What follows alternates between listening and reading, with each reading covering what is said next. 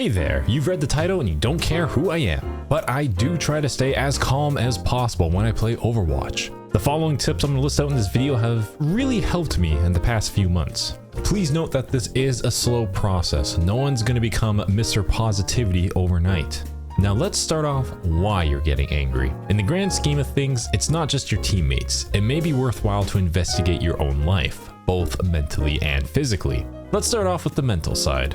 Imagine you're in a game and you're forced to play a hero you don't care for, and the DPS aren't exactly fulfilling their roles. You hear a lot of, our DPS isn't doing enough damage, you're bad, and I'm not being mean, it's constructive criticism. And then it's just that for 5 minutes. Instead of calling someone bad, try to help them and understand why it could be happening. You need to assess the situation. For example, if Genji keeps dying to a Winston, suggest maybe they need to switch to a Reaper or a Junkrat, something that could really counter him, that or maybe does burst damage to tanks. You can't just tell someone who to switch to, you need to tell them why. Because, well, it will make them think, oh, you know what, this guy's right. If you just keep telling someone to switch off, they're not. This usually works out. Unless they were purposely just throwing the game to purposely lose, then sadly there's not a lot you can do with that. The main reason why this works is because everyone hates being criticized. It's our human defense mechanism. For example, iPhones are poorly designed devices and anyone who has one is actually brain dead. I'm sure you felt something there if you had an iPhone, because I mean, you know, that's just part of human instinct. You want to defend your purchases, your decisions. Same thing with deciding to choose Genji. It's just human nature. Also realize too, people generally like to listen to other positive people. I don't think I ever took advice from someone being angry and mean-hearted. I don't think anyone would. Now let's say you lose the game anyway. It's still best to tell everyone nice try anyways, because even if you lose, people are still trying. It's just polite and it doesn't make you look like an ass. Not being an ass goes a long way, surprisingly. It's also a good time to think what went wrong. Remember, you're always trying to improve yourself, either be in SR or teamwork.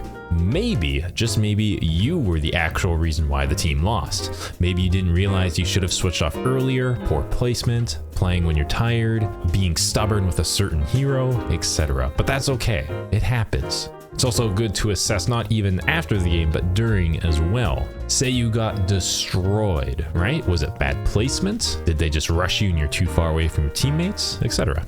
One huge thing that helped me big time I learned was from JoJo. Yeah, I know, but it's true. You must never get enraged and lose your cool. If you fly into a rage and strike first, you only put yourself into a bad situation. Hearing that made me realize that not only did it apply in the show, but I mean, it's true. I can't think of a single time where getting angry made things better. As a side note, do not force positivity. I see a lot going around saying that you should just compliment people no matter what. Don't do this. This creates a delusional mindset that no one believes. For example, I love being the same rank no matter how many games I play. I love to feel rather than play what I'm good at. It's definitely not my teammates holding me back. I deserve my rank. I will climb when I get good. Good game, everyone. All this fake PMA bullshit. It doesn't fool anyone with half a brain. It comes off as sarcastic, fake, and it aggravates everyone else. Also, remind yourself that you're playing a game to have fun. This is a video game you're playing at your computer, and 99% of us aren't playing to, you know, become in the Overwatch League or anything. It is great to win, but honestly, if you go in just focusing on having fun, you're gonna have a great time. Also, try to go into competitive with a gambling mentality as well. Feel okay beforehand that you will lose SR, because really the way how it matches, it should be a 50-50 outcome. Alongside with that, you can't control what the 5 other people on your team do. So you just gotta work with everyone in this team game. I know, it's crazy. Lastly, for the mental side of things, the only thing that can interrupt your gameplay is, well, your real life situations. Don't play competitive when you don't want to. I say this in the sense of, you know, it's 1 a.m, you're supposed to be going to bed, but you're on a huge losing streak, you're tired, just stop.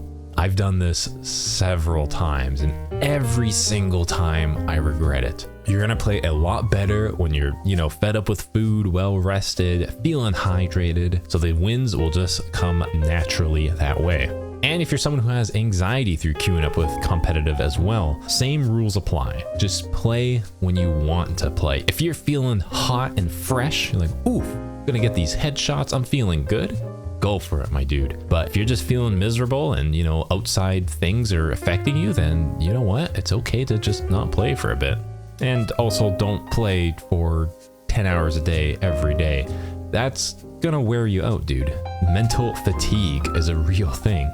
All right, so that's all for the mental side, at least that I can think of. Physical health actually has a huge play into this as well. Staying properly hydrated and having a good diet goes a long way without you noticing. Posture also really helps, and you should have the top of your monitor equal to your eye level when you have a straight back. Also make sure to play in a brightly lit room, and if it's not, try to have something behind the monitor or even lower the monitor's brightness a bit.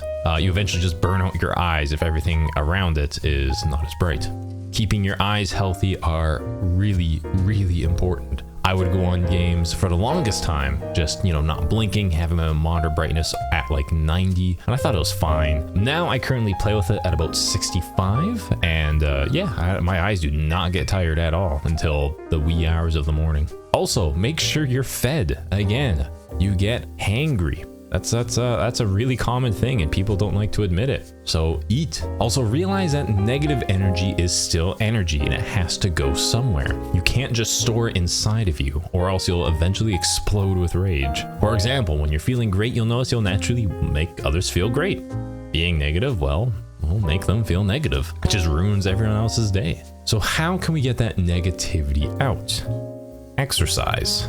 Honestly, if you're not one to go out for jogs or hit the gym, I highly recommend finding some exercises you can do at home, such as doing a few sets of push-ups, sit-ups, anything. Even buying a pair of dumbbells goes a long way if you're doing a few reps of them. Doing this pushes that negative energy outside of you. Despite this, you shouldn't exercise immediately before playing a game. Don't play it tired. You want to do this maybe like an hour, a couple hours, days before working out, as long as you can kind of break a sweat. If you don't exercise at all, I know this sounds really dumb, but it's true. You feel way more relaxed. Your mind is way more at ease and just like, yeah, you know what? The frustrations just melt away from you. But yeah, it honestly resets your mindset and makes you feel way more relaxed. Make sure to get your rest as well and, you know, to move around, take breaks and only play when you want to play. Getting that mindset is easier said than done. And that's all the things I wanted to share today, and I hope it helps. I also hope you check out my sponsor, Tokyo Treat. Tokyo Treat is a monthly subscription snack box straight from Japan. If you use my link below and use the code LtEddy, you can save $3 off your first order. Here's what's in April's premium box. Because I was at PAX East, there was a lot of Easter snacks, and I'm a little late. We got Mr. Worldwide on the potato chips. Oh, that's nice. It tastes so worldwide. If you want to crack open a cold one with the boys at least once a month, boy, you can get drinks too. That's right. That's pretty good. Wow, that is actually just like white chocolate. Okay. Fancy some textile design from Mr. Potato himself. It's so textured. Don't know what that... It's little eggs with faces on them. Look at these sick Birdman candies. I love Angry Birds. I hope the camera picks this up. It's like a little bird nozzle there, and he just kind of like, you know, just takes eggs out of his mouth. You know, that's what my mom did when I was younger. Oh, it's like chocolate. Like chocolate, white chocolate eggs. These are actually a personal favorite of mine. These lemon drops. Oh boy. If I could choose one thing, it's this over and over again. We got the right on time Easter snacks from Kit Kat. And just to please everyone in the comments, I won't be like a monster. Okay, actually, I'm gonna be munching on those hardcore. The Lost Brothers of Winter's Past. Okay, so they're kind of like Cheetos. Those don't taste like Cheetos. They do taste like caramelized Cheetos though. So that's pretty cool. We got these sick cheese snacks. Oh my God, they taste like cheese. They taste like the good cheese too.